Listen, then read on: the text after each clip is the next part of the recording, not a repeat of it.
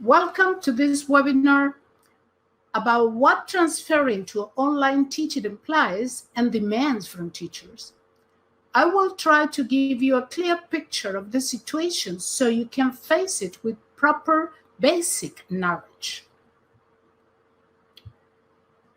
Let's begin with this quote that pointed out something that is happening and will happen as a consequence of the crisis we are experiencing and the need for an educational approach that helps prepare people to act in a world based on technology.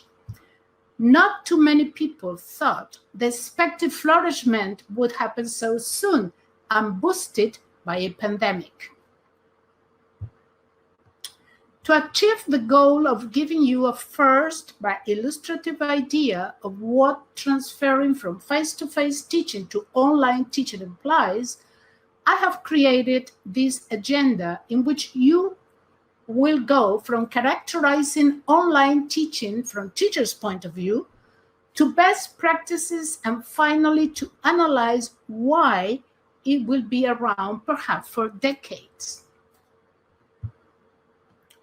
Educators were following their usual routines to prepare and conduct classes, but something emerged abruptly and disrupted everything.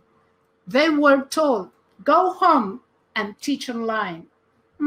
Wise advice, but difficult advice to follow because most of them have never done it and many others had done it marginally. Consequently, this question took a central role in each mind, and many other questions erupted. Something like, now what? How can I use what I created so far? Should I just upload it to the learning platform or a cloud? Is that easy? What else can I do if classes are expected to continue right now? All these questions cause stress, anxiety, and uncertainty. Stress because you are obliged to work in a strange context. Anxiety because you feel a lack of knowledge and expertise. Uncertainty because you don't know how to solve this problem and don't want to risk your job and mental health. The most common reaction to this kind of context is resistance to it.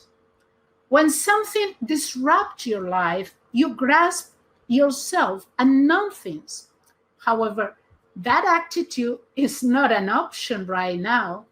So, how can you face this traumatic situation in a successful way? The answer is embracing knowledge. Accepting when those who know share their expertise, learning how online teaching can be a very satisfying and productive way of fostering significant learning. That's the premise behind this webinar and DoctoralNet resources. So, following the compromise of sharing my knowledge so educators can use it as a tool to manage disruption and create successful virtual learning contexts, let me introduce you to online teaching. I'm going to do it focusing on the main elements of the relationship learning technology. Knowing and analyzing this relationship is basic to design and implement online courses. Understanding the nature of online learning is necessary to be able to create materials and act within that technological context. In other words, it's not a matter of learning by heart steps and courses of action. No, it's in fact a matter of understanding online learning characteristics, its demands on the teacher, the skills teachers need, challenges teachers face, best practices, and most common mistakes. That knowledge lets you feel more comfortable and therefore willing to experience online teaching. So let me introduce you in in the challenging but attractive world. Give disruption a chance, and maybe you will be surprised by its attractiveness and effectiveness. Adrian says, I love teaching online, probably because I'm a nerd geek. Yeah, probably because of that. But today we are see that it's not necessary to be a nerd or a geek to do this, that everybody can do it. And I'm going to prove it to you. Okay. This question is the first step of this journey. To answer it, I would like to use a dialectic technique. For each argument against online teaching, I will respond with an argument for it. First argument is a fashion, but it will fade. Well, in fact, it was introduced more than 20 years ago. So far, it has been adopted mostly partially, included by a well-renowned university. But if something was missing, COVID-19 appeared. Adrian says, Khan Academy has some great bite-sized subject matter teaching videos that may serve as points of reference. Absolutely. And we are going to mention that kind of things. Well, the second argument against online teaching is something like, there is neither commitment nor relationship with the students.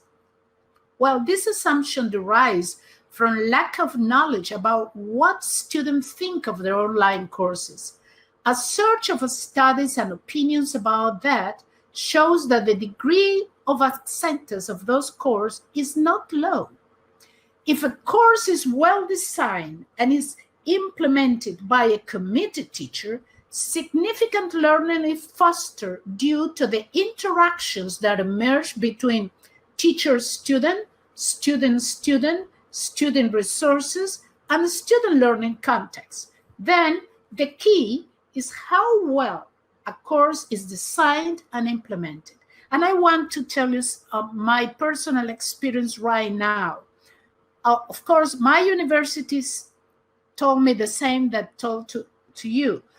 Go home and teach online. But I have been in this world for more than 18 years.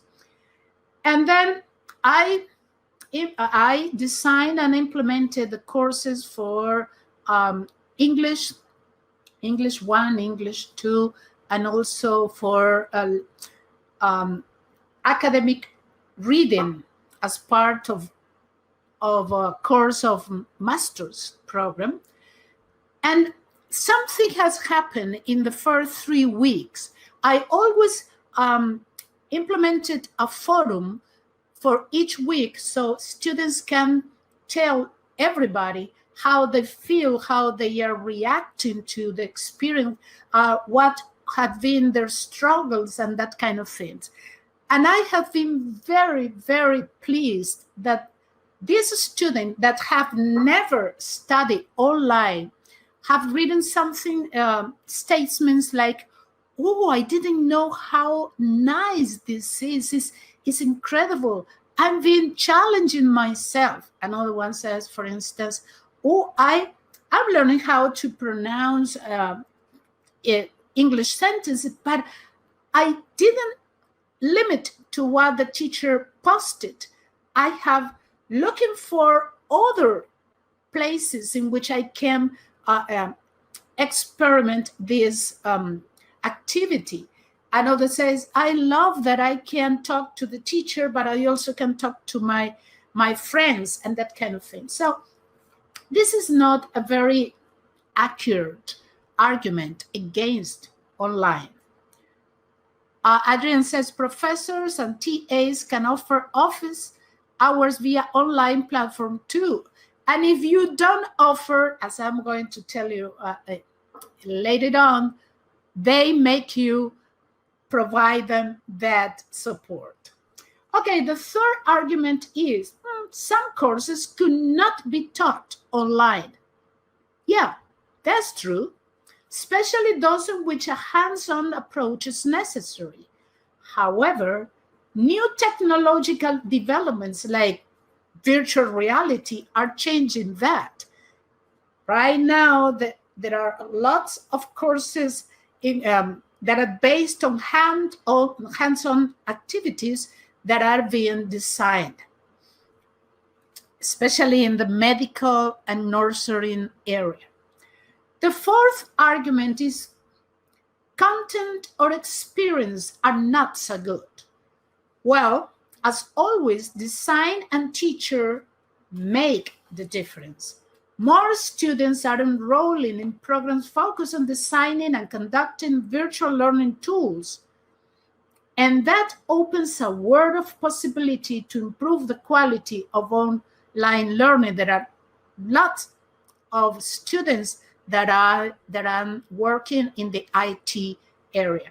Of course, we have to remember that it is not only a case of technological tools, but mostly one of pedagogical choices. And that's something that I want you to remember.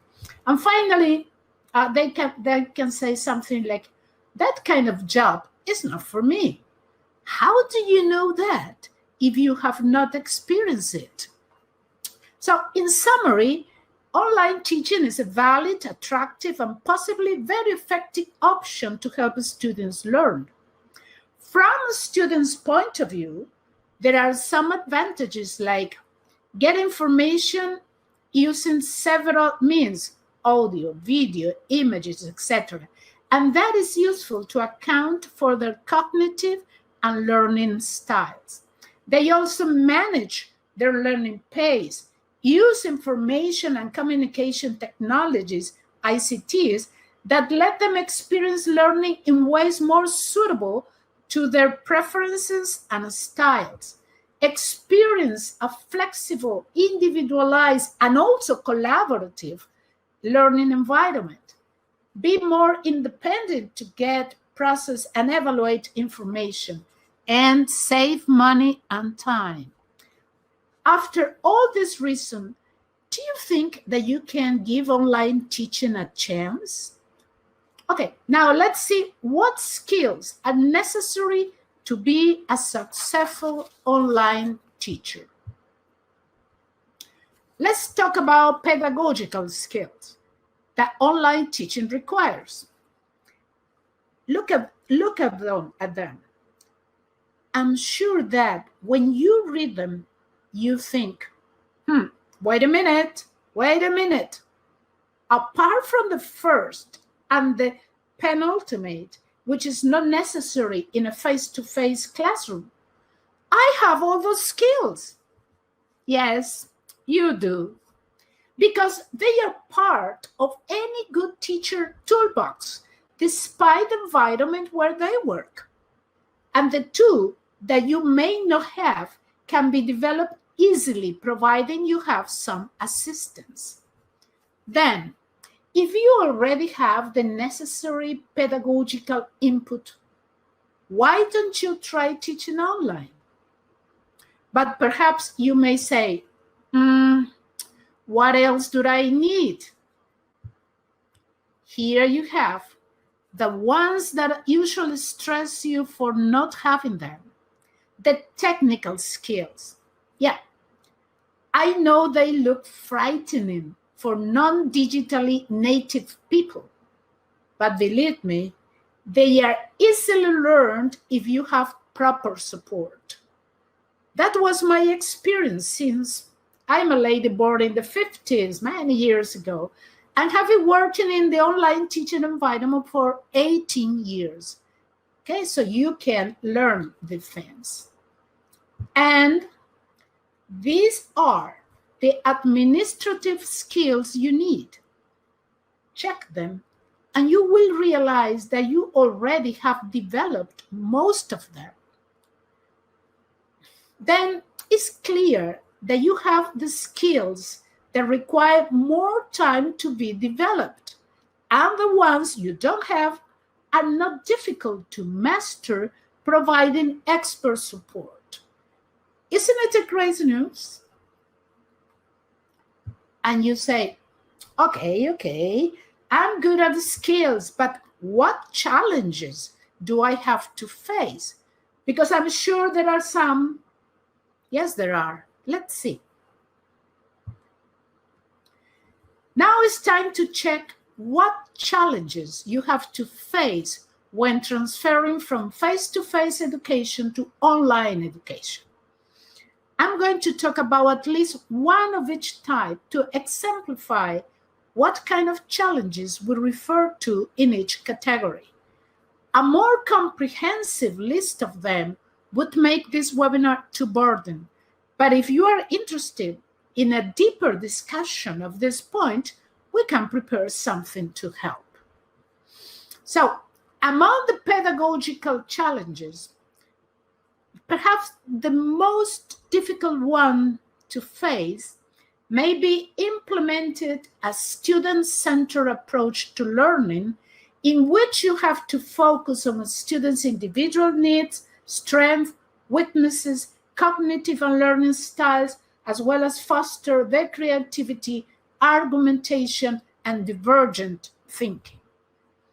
Again, you may think, but I do that every day. Good, because it means that what you have to learn in order to transfer to online teaching is not too much. Okay, the approach challenge causes another one that at the beginning may be annoying. You will have to answer lots of questions that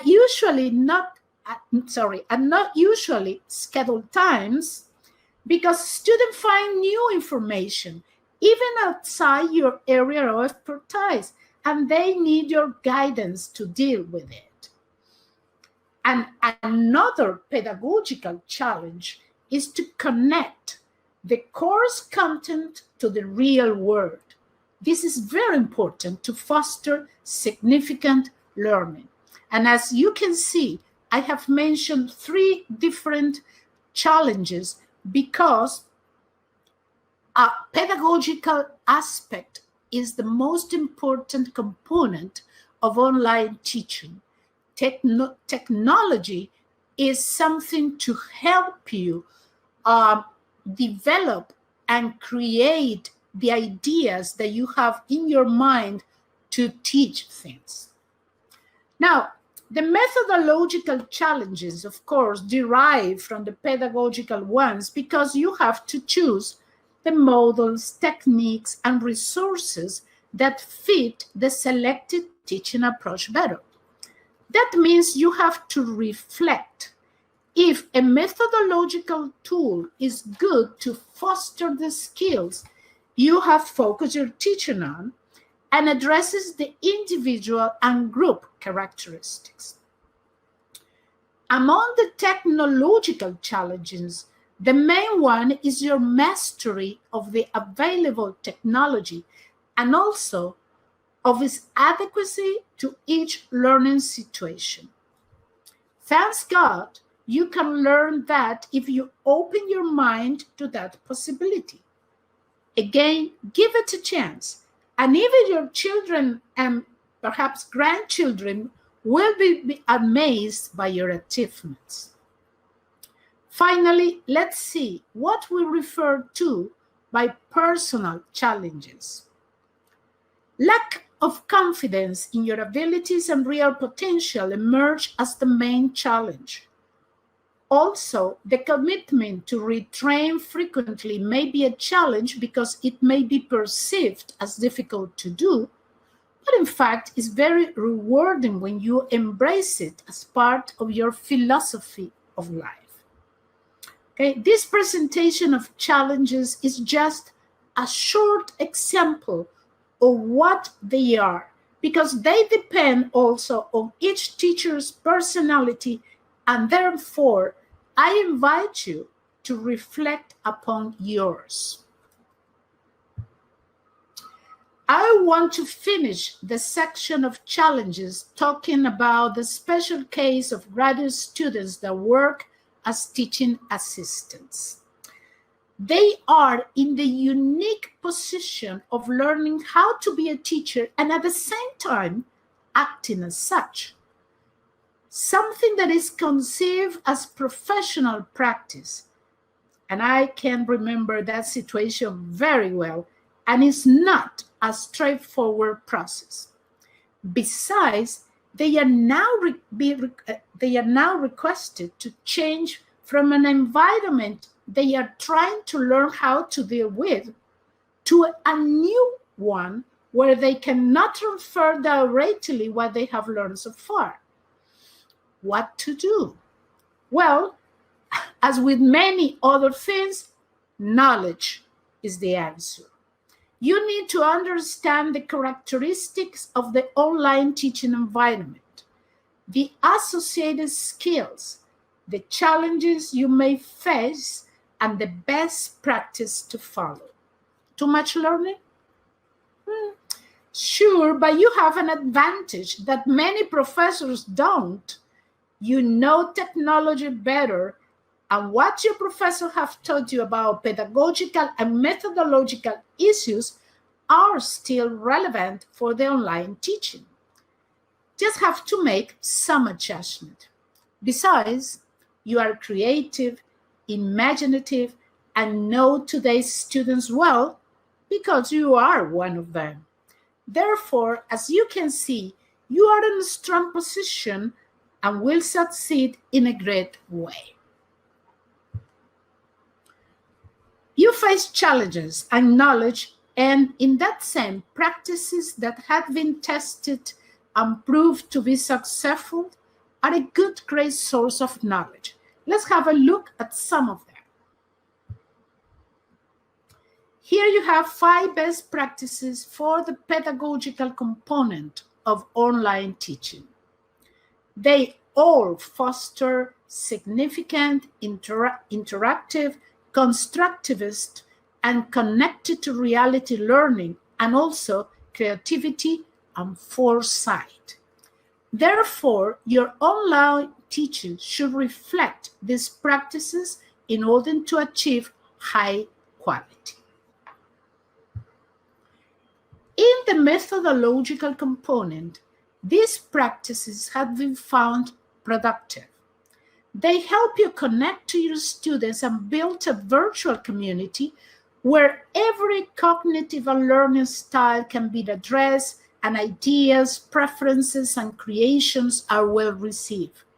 That kind of community provides members a nurturing context based on interaction, collaboration, and common goals that are not in conflict with individuals' wants, because all of them learned that better prepared members imply more productive interaction and collaboration benefits everybody.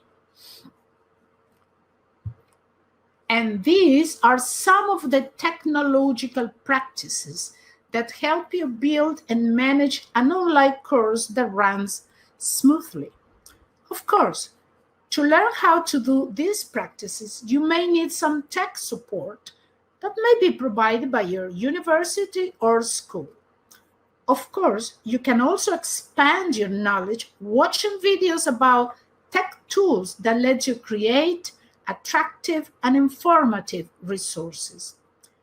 Once you change your attitude from frightened and anxious to an open to new things one, you will become not only more knowledgeable, but mainly more enthusiastic.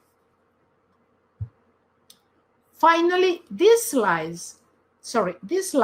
shows some of the most effective personal practices since they contribute to create a nurturing learner environment. And if you check them, you would realize they all should also be used in face-to-face teaching.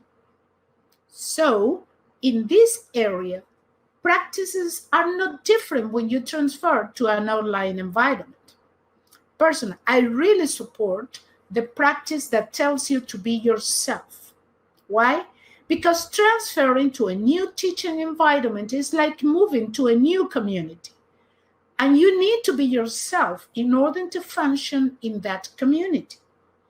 If you try to change drastically, you will not feel well, and the consequent frustration will hinder your performance, and consequently, that will affect your students' learning.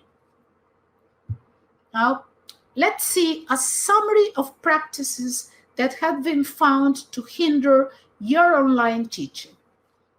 Things to avoid. Here you have them. If you look for the common element among these practices, you may conclude that all of them are related to lack of commitment to the teaching practice. And such a thing can be associated to either lack of knowledge or inaccurate interpretation of the nature of online education. If a person continues doing these actions, it means they don't know or believe in what they are doing. And when human beings do not value their jobs, then they do it wrong and do not compromise to improve. That's something that cannot be part of a teacher's toolbox. And now it's time to reflect upon how permanent online teaching could be. As I said before, online education has been present for more than 20 years, improving its quality and its role little by little. Therefore, it cannot be considered just some fashion that will fade soon. In that sense, I would like to mention the book, The Future is Faster Than You Think, written by Peter Diamandis and Steve Kotler, and published this year. And I want to refer to it because it presents the idea that new technologies like augmented and virtual reality, robotics, and the emergence of new powerful entrepreneurs will affect education and the teacher's role drastically, basically because new generations have to interact in societies that will differ greatly from current ones. To fulfill their duties, teachers need to change their pedagogical paradigms. For Diamandis, 5 elements that characterize current education have to be changed. They are, first, evaluation systems that do not motivate students because they focus on punishing each failure instead of rewarding each success, as little as it may be. Teacher-centered classrooms, which are more common than the student-centered one, even at higher education institutions. Knowledge without perceived applicability. Imagination limited to expected products. You can imagine, yeah, but at the end you have to produce what I'm telling you to do. Boring education. What do you think about that? We can discuss this at the end of the presentation if you wish. A new education is needed. That's clear. And according to Diamandis, it should be based on 5 principles. First one, foster passion and a life objective. Number 2, foster curiosity so as to the question, what if, can be always present in our life. Number 3, foster imagination so people can foresee new things. Number 4, develop the skill to persist searching the objective, not to give up too soon. And finally, foster the development of critical thinking so people can be able to evaluate opposite ideas and manipulated information in an accurate way before making decisions based on that information. Do you agree? Well, an individual who is educated in the current way will have many problems to be a productive member of new societies based on information and communication technologies. Consequently, changes and adjustment are required, and technology will be a disruptive element of the new education framework. Another important influencer, Bill Gates, supports the idea of a new education with a strong technological component and has invested millions of dollars to reform US public education in this decade.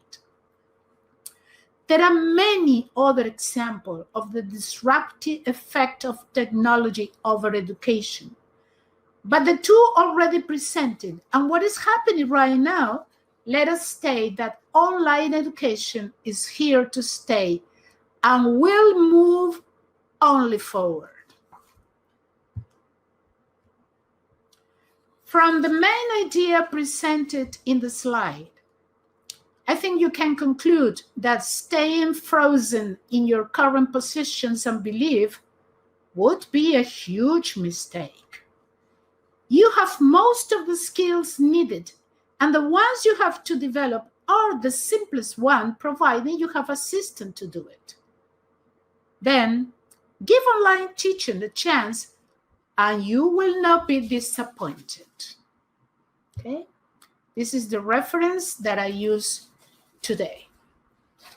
So here we are. We have finished, and I would like to see if you have any question, or if you want to make any comment. By the way, Benjamin wrote some minutes ago, that's a great tip. To which one do you refer, Benjamin? Okay. While Benjamin answers my questions, Adrian says, online teaching is unstoppable now that almost everyone has gotten a taste of it in one way or another. Yeah, when you taste good things, you want to proceed with it, especially when they are sweet. And this kind of teaching is like sweet, but for your mind. When you experience the possibility of making real, of building whatever is in your mind, that's great. That's a feeling that produces a special state of mind. Martha says, I like all the fostering. All the things are things that students have to be able to do in the real world. Yeah, and I like the word, or I choose specifically to emphasize that word, fostering, because it's something that is different from traditional educational framework, because you are not who built the knowledge. You are not who built the learning. It's the student who, with your guidance and the interactions that you provide them, that they are who construct the new things. It does the who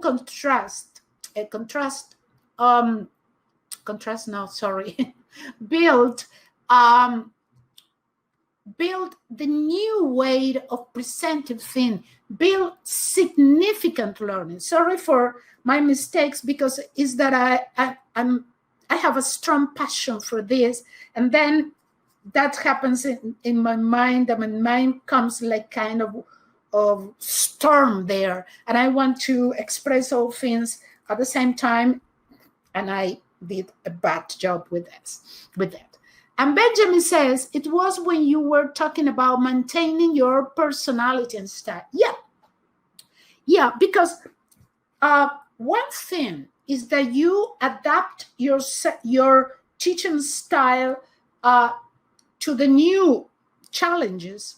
And another one is that you change your essence as person and as teacher. If you do that, very, very soon you will be frustrated, and that will hinder your work. And I can tell you about my own case. I think that you have perceived so far, well, Adrian has been in all my webinars, and she knows me well, but you, Martha and Benjamin, you are new here. And I think that you have perceived that I'm very enthusiastic and I'm, to a certain extent, theatrical, because I like to express my emotions.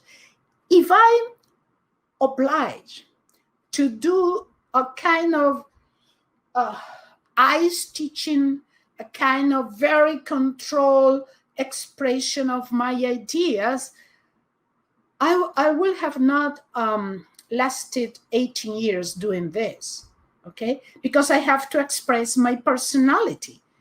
Of course, I have to adjust some aspect of it that may be against what I'm trying to achieve in the online teaching. But if you change your personality drastically, it will not be you, and therefore that will affect your teaching. Any other point?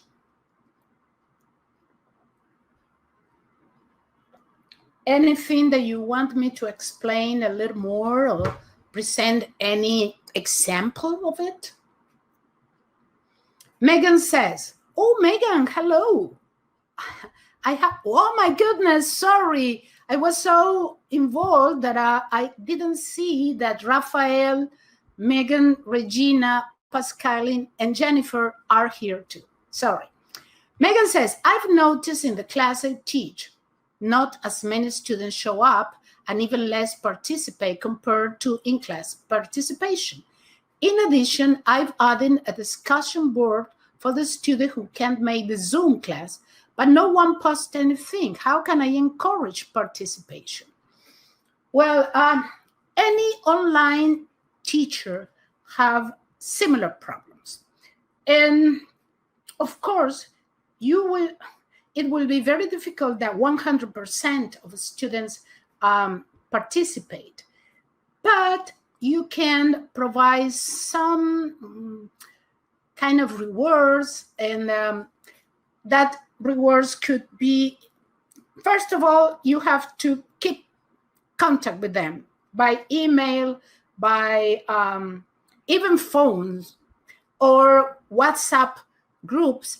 You need that they read you or listen to you, that they know that you are interested in them, because some of them think that they are not very important for their teachers. That happens on the face-to-face classroom too, because they come late, or they come one day or another, or they just sit down without participating. So the first thing is to prove them that you are interested in them and that you need to know about them. Then you give them or send them very short, I call it pills of what you are doing, okay? It could be a very short podcast that you send it, or just some sentences that you record for them and send them individually. Also, you can give them exercises with short situations that they have to apply something to it to solve that, but you don't have to make them too deep or too elaborated, but just little things that you say, I'm sure that you can help me solve this. How would you solve this situation? A very simple one, so they can, to some extent, first know that you are interested in them, and then that you can value their participation, and that gives them more confidence. And the more confident they are, the more they want, the more willing to participate, and they will. Okay?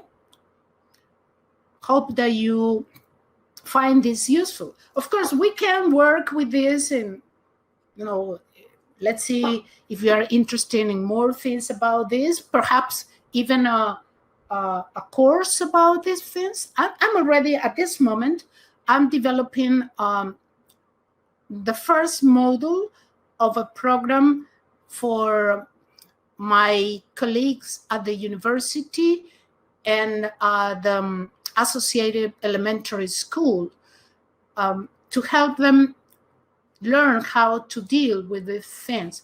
And I'm in charge of the first module, which is in which I talk about what I have talked here, learning and technology. Because if there is something very important, is that this is not online teaching is not a matter of using technological tools, a huge variety of them. Any technological tool that you choose must be associated to a pedagogical decision, okay?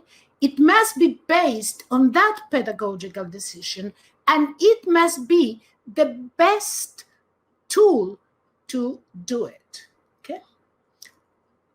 Okay, Adrian says, I must share that the probability and statistical inference online course offered by Khan Academy was a live survey when I took it as a required course at school years ago. Even though the Khan Academy course had virtually zero interactive component therein back then, the presenter explains the core concept and work examples so clearly that I ended up earning an A+. Oh, how strange, from the class at my school. Yeah, because sometimes, always, there are some students who are a little shy, I would say. And what you have to be sure of is to provide them with a clear, short design guidance. Okay, you prepare short text or short activities, very focused one. You provide links to expand if they want their knowledge, if they want. And there is something very important that is something that we have to, or would have to devote a lot of time to talk about, which is evaluation. So let me tell you my experience in this part. If you took, or if you use the same approach of evaluation that you created for the face-to-face classroom and post a list of questions or students have to answer, you are limiting your approach, but also you are limiting them and their learning, because they could just go into internet, get the answers, and so on. But if you give them an application evaluation, I mean, an evaluation tool, an instrument in which they have to apply what they have done, oh, that's incredible. For instance, I taught 1 year ago, I taught a special English class for students of logistics. And all my colleagues says, why are you here? Aren't they in an exam? Yes, they are. And why aren't you there trying to avoid that they share things? I said, no, I don't need that, because their evaluation is so personal, because they have to apply what they have read in English, they have to apply it to their own works, to their jobs, and each one work in a different kind of industry and company. So I don't need that. In fact, I encourage them to look for words that they don't know, for structures that they don't know, and then reflect upon that in order to be able to apply it to the idea. In the courses that I'm right now developing, because right now I'm developing and implementing. I'm doing the same thing. They have studied 2 units of basic English, first course of English, and they have listened expressions of places and times and so on. So I don't need to tell them, okay, now write 10 sentences about this. I did that for them to post it to the forum, so everyone can feel the success of doing things, and everyone can have the opportunity to receive feedback without thinking about a grade or without thinking about how badly I did it, because I pointed out, okay, this is a great sentence. Why don't you improve it? And here you have an example of how to improve it. Improve it. Now yours is wrong. Okay, that's important. But now the exam is something like this. Describe a place that you want other people to know about. Describe it using the vocabulary that you have seen in the first 2 units, and any other vocabulary that you have found in the internet when studying for this. You can do it in any way that you want. You can do a text with images. You can record an audio. You can record a video or whatever you want. You can include maps. What you want is up to you. And you put it into a virtual portfolio. That's all. The last exam, there is not final exam. There is a portfolio that they are creating in these weeks. And at the end, they are going to present that portfolio. And there, I will be able to check their progress. But more than that, if they want me to give them feedback on what they have created for that portfolio before they create the portfolio, I give that feedback to them, and they can improve it. Because I'm not interested in assigning a specific grade. I'm interested in them learning, and most of all, in them changing their mind, their attitude toward the class, especially toward English. Okay, Adrian says, I'm sure the lecturer at my school was very knowledgeable in the subject matter too, but then he had trouble articulating and explaining the concepts with step-by-step word examples in a crystal clear manner, which is unfortunate. And that's why, Adrian, I always say, first you have to clear your pedagogical approach, your pedagogical expected outcomes. Once you have your pedagogical approach clear, you can build anything to help your students, because you know where you are going to. Therefore, when you know where you are going to, you can choose the best means to get there. Any other question?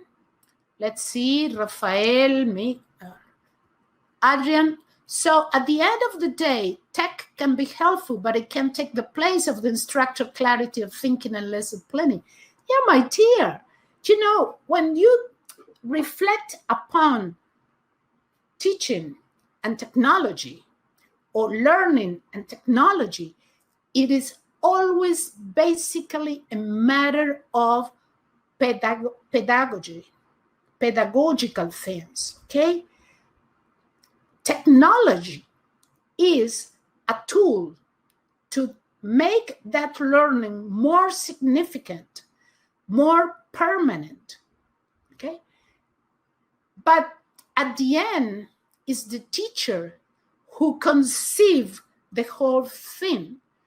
And they conceive it in terms of their students' needs, their students' potentials, their students' strengths and weaknesses. So we always need a teacher. And that's something that all futuristic gurus have pointed out. We will never be replaced by a machine, because we have not only the knowledge, but we have the experiences and we have the feelings to be in our students' shoes. I think that here I have here this one. Put yourself in their shoes. That's something that you are going to do always. And no machine can put themselves in your students' shoes. Okay? Any other thing? Point?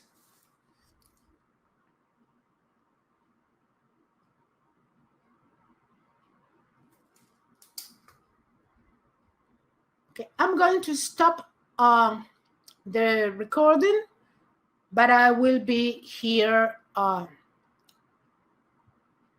and we can continue discussing this and many other things if you want, okay? So I want to thank everybody who registered for this webinar. I hope that it have give you a better picture of what you are dealing with. And please feel free to express your ideas, your questions, and contact me at maria@drelnet.com, and I will always help you, okay? Thank you very much, especially for my attendees today.